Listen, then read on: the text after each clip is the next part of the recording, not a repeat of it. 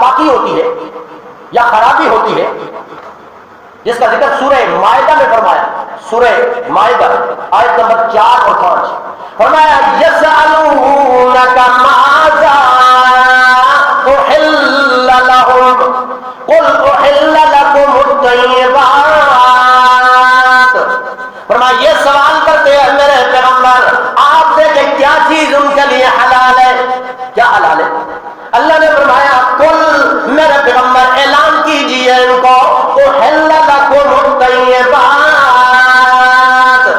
اللہ نے تمہارے لیے پاکیزہ چیزیں حلال کی ہیں، جو پاکیزہ ہے، پاک ہے۔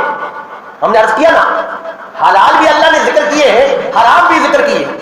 حلال ذکر کرنے کے بعد پاکیزہ کا ذکر اس لیے ہے کہ شریعت کے مطابق اس چیز کو استعمال کیا جاتا ہے۔ اور دوسرے مقام پہ فرمایا سورہ اعراف 7 و 12